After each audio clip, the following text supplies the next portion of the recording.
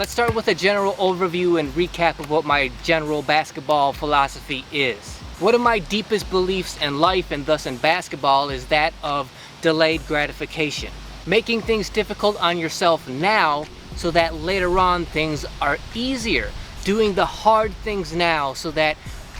in the long run, later on, things are easier. I believe that by doing that when it comes to basketball, that means you're going to be putting a whole lot of time and effort into building the best, deepest, broadest fundamentals you possibly can. It may not seem like it to those of you who are just beginning now, but the better your fundamentals are in the long run, in the bigger picture, that is what's going to set you apart from other players out here. Now you may be thinking it's the smaller stuff that's going to set you apart, right? It's like how better are your handles than your competitors, or how deeper is your three-point range than your competitors. Do you have a better dribble package, a better layup package than the players around you? I understand that, I get that, but we're talking, when we say, those small examples, that's small picture thinking. That's like right here, right now kind of thinking. What I'm after is building your fundamental base as deep and as wide, broad as possible, so that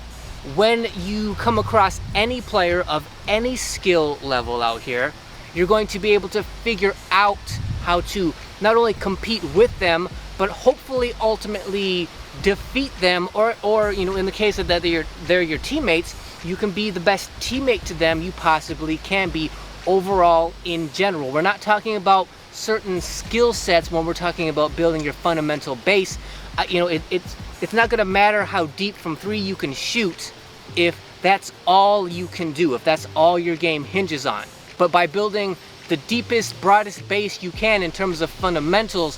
from that you can learn to do anything better than anybody out here. But you can only do that by making the game as difficult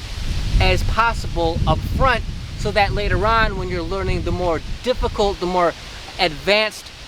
features, and you come across more advanced problems in the game, you're going to be able to solve them so much easier than if you only start out with trying to become the best three-point shooter you can. Now great, like you're a great three-point shooter, but what else is there to your game? If you don't know how to actually build your game from the ground up and be able to accomplish whatever skill set you want out here, now you're only ever going to be a three-point shooter, and we're trying to have you be the best overall basketball player that you can be. And one of the major ways we do that is by starting out with the most basic standard basketball you can, because if you can learn how to control and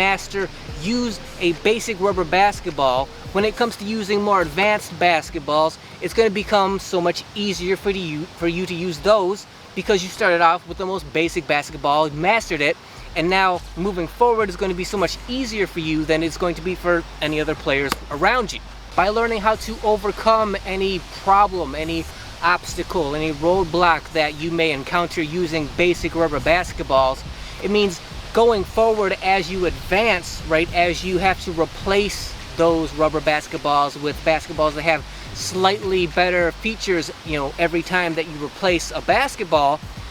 whatever problems, discomfort you come across while dealing with a new basketball that has a slightly better feature than you're used to, now there's a period of time where you have to sort of readjust to that new sort of level of basketball. Every time you upgrade, it's going to be a little bit easier for you to do. It's going to, usually there's a break in time of a couple weeks whenever you get a new basketball that you're not used to using yet. But as you upgrade through the levels of basic basketballs, rubber basketballs, every time you upgrade, that sort of comfort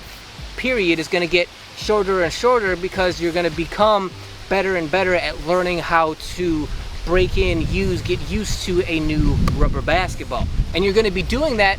as you're building that fundamental base of your game. So when you get to the point where, like, okay, you really do feel like you've put in the time, the effort, the probable years that's going to take to master fundamentals, and at the same time you've been working your way up through the levels of rubber basketballs, once you get to that point, that is the point at which you could consider upgrading to composite leather if you so choose.